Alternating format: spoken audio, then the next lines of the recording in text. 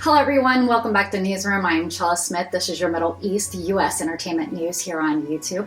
I air on Fridays. I bring you the latest on reforms and economics Iraq based on reports put out by the Middle East news media outlets.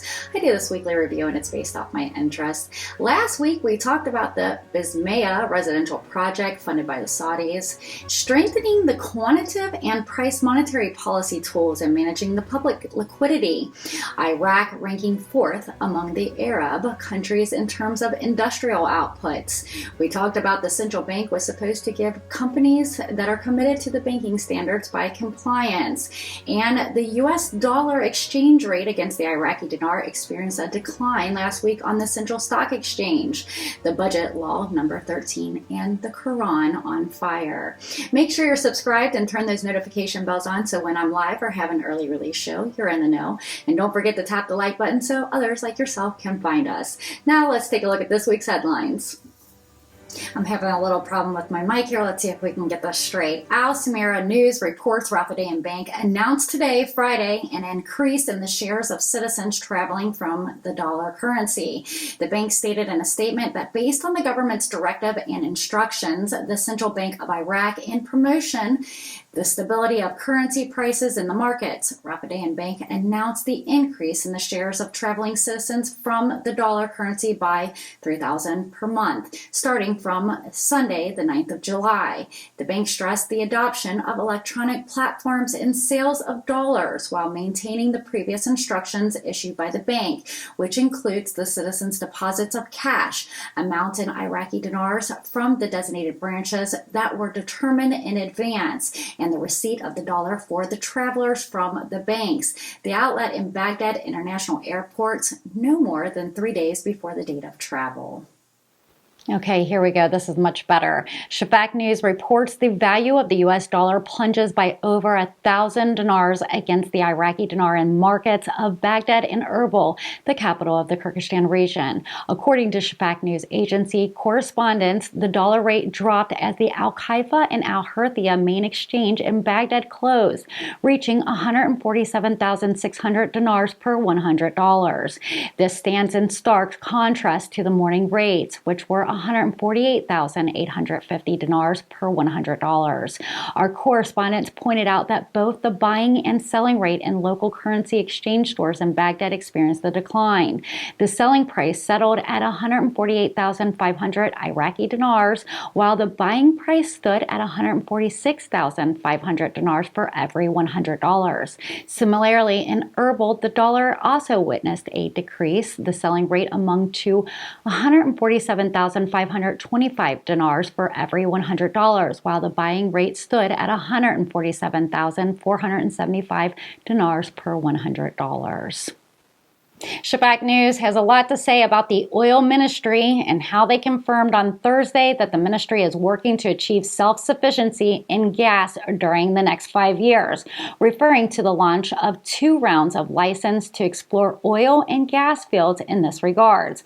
Abdul Ghani said in a statement to UAE news agency WAM on the sidelines of the activities of the 8th OPEC International Conference in Vienna.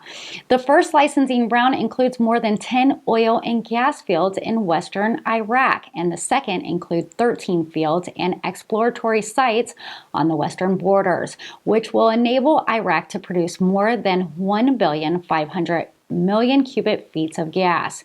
He added that Iraq has large reserves up to 144.5 billion cubic meters of oil and more than 133 trillion standard cubic feet of gas. A contract with BP to develop the Rumaila fields, which is one of the large fields in Iraq and currently produces 1,380,000 barrels of oil a day in addition to its gas large quantities. He says we have contracts with ENI to develop the Zubar oil field, which currently produces 450,000 barrels of oil a day, as well as contracts in West Qarna 1 with ExxonMobil to produce 380,000 barrels of oil a day, in addition to contracts with Luke Oil in West Qarna, in addition to other contracts in different regions. He stressed that the production capability of oil in Iraq currently reaches 5.4 million barrels per day, while the total current productions under OPEC shares reaches 4.43 million barrels per day, while the country is looking forward to its promising plans to raise production capabilities to 6 million barrels per day through licensing contracts concluded with companies during the next phase. On the contribution of oil and gas to the GDP of the state of Iraq, the ministry explains that the contribution of oil constitutes the largest part of his country's GDP, as 90% of the country's imports depend on oil wealth. With this regards to the efforts to reduce carbon emissions, Abdul Ghani indicates that Iraq has taken great steps in investing in natural gas as the source of clean energy, as the investment is concentrated in South Iraq through the Basra Gas Company, a joint alliance that includes South Gas, Shell, and Mitsubishi companies.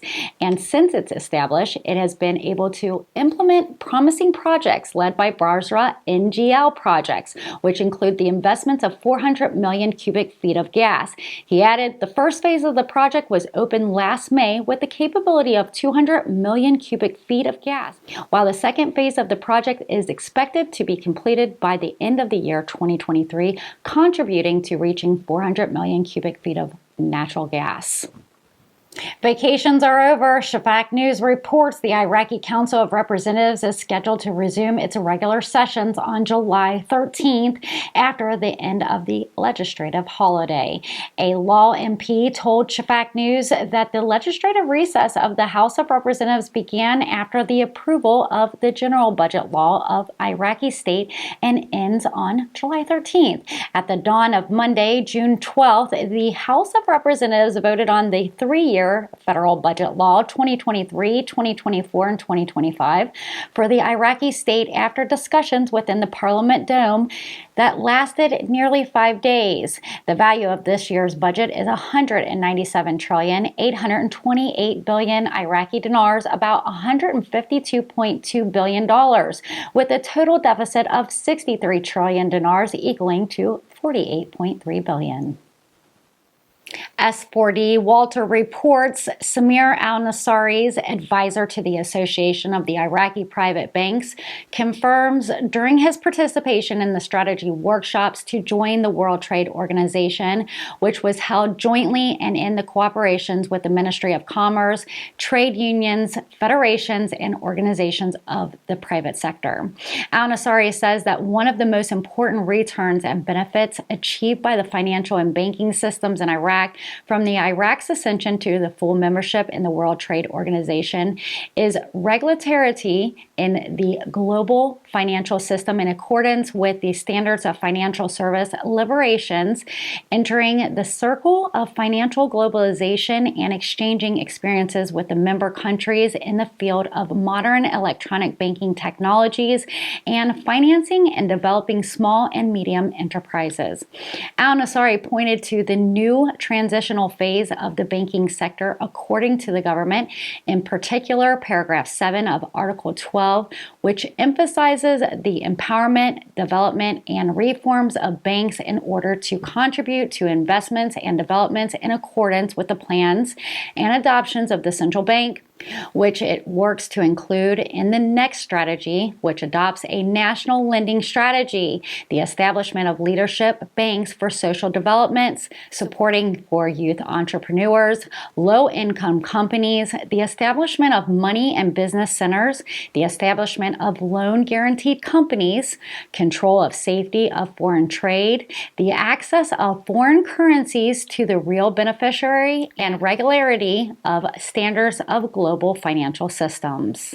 Shafaq News reports the Iraqi Councils of Ministers approved on Thursday the draft law against enforced disappearance and refers it to the House of Representatives.